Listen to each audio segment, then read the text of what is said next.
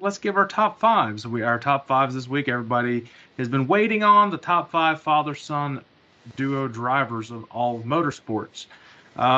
There's going to be some controversy, I'm sure, and mine is majority NASCAR. There's a lot of father-sons that have raced in NASCAR, are more prevalent than some other racing. There's some Formula One guys that have raced. There's some Formula One slash NASCAR, like Jacques Villeneuve and his dad. They've raced. So, I mean, honorable mentions there.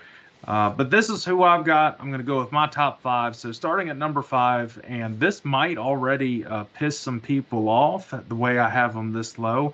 But other than his dad, there wasn't a whole lot majorly accomplished in the Cup Series, but I'm going with the Earnhardts, Dale Earnhardt Sr. and Dale Earnhardt Jr. Jr.'s two-time Daytona 500 winner, obviously. Senior's seven-time champion, won Daytona. He's won everything. He's done it all. But when you look at it, Jr. never won a championship. Yes, he was the most popular driver for 15, 16 years in a row, however long he was in NASCAR. So they definitely earn a spot in the top five for sure in father-son duos, but I don't think they're going to be for me above any of these other guys here. So my number four is the Jarretts, Ned and Dale Jarrett. Combined 82 wins, 3 championships in the NASCAR Cup Series, uh, 2 Hall of Famers. I mean, just like the Earnhardts, but you can't deny how successful they were, and they were actually very good in the booth. And Dale Jarrett still does a great job in the pre-race show and the trackside shows for NBC as well. So I've got the Jarretts at number four. Number three, I've got Mario and Michael Andretti. Combined 153 total wins. Obviously, Mario raced in a lot of different series, kind of the original Kyle Larson, if you will. 5 total championships. The Andretti is just an iconic name in racing. I've got to give my props to them. They're at number three. Number two, I've got Bobby and Davey Allison. I mean, you can throw in all the Allisons if you want. I'm just going to go with the two. Um, they've I mean, I don't. What can you say? Two of the best, two of the better NASCAR racers of all time, all up in there in the all-time wins, championships. Yeah, I mean, you can't deny any of that. And they also had a 1-2 finish in Daytona 500, which is pretty cool. And number one, the Petties, Richard and Lee.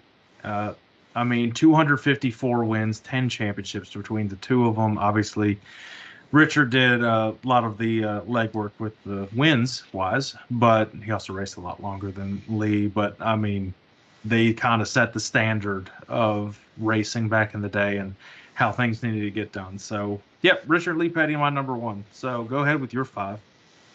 That's a good list. We're slightly different, but I tried and wanted to go through and I wanted to put a dirt racer in, and my criteria is I wanted to make sure that the father and son actually raced in the same series together.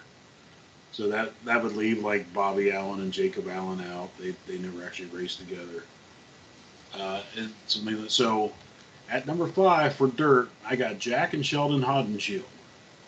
They did race together on the outlaw circuit together, just a little bit, but that was probably the best of the dirt racers. Craig and Steve Kinzer did it. I mean, Craig did win national or Knoxville Nationals, but I just Not quite up there. Yeah, not quite up there. yeah, with it's you. Yeah. there's a lot you could put on this list, and this one's the one I'm not sure if they actually raced together or not. I really didn't look that up. I think they did, but I have the Unzers, Al Unser Senior and Junior, Yep. and that one at number four. And these they're ranked, but you could almost interchange most of these. And number three, this is probably definitely lower than yours, but I have the Petties, Lee and Richard Petty at number three. Main reason, people just did not like them because they've been accused that hey they've had so much better equipment than everybody else, but you know what? Sorry They still about it. won all those races. Yeah, sorry about it. Say what you want. So and number two, I have the Andrettis, Mario and Michael. Those they came so close to, I think it was almost a 1-2 finish at Indy, and neither one of them ended up finishing the damn race. It was a crazy thing. And at number one, my personal favorite drivers, you know, and they can say what they want about the Earnhardts and Dale Sr. not being the most popular driver. I call bullshit on that. He was definitely more popular than Bill Elliott. Just because you don't like him does not make him not popular. So yeah, at number one, I got the Earnhardts, Dale Sr. and Jr. Just because they're my guys. Yeah, a little bit. I mean, you're gonna. Yeah, I mean, bit like I said, you could sort of, at least the top four, you could almost mix and match those things, anywhere. It's, honorable mention, you got Billy Pouch Sr. and Jr. in the modifieds. I mean, there's just, Yep. Johnny Mackison Sr., Johnny Mackison Jr. I mean, there's been a lot of father and son racing that's, it's hard to narrow that down to 5. Well, that does it for this week's top 5. We're not going to do top 5 next week. Obviously, a lot more racing to cover for that. But in the meantime, if you guys have a top 5 that you want us to rank and look at, comment down below for us. Let us know, and we will see what we can make happen. I've got some ideas that we'll do next week. But yeah, just let us know what you're kind of thinking. I think this is actually a good time. Speaking of father-son like duos in general, we've been talking off the record about this, and I just want to mention it at least on the air or on something. And it's kind of crazy that he's not in it yet. But your brother, my uncle, Davy Brown Jr., we're basically petitioning that he goes into the National Sprint Car Hall of Fame in Knoxville.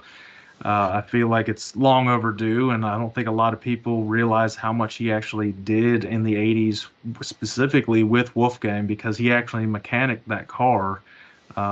Pop did the engine work for it, but he was the one actually making the calls and making the in-track adjustments.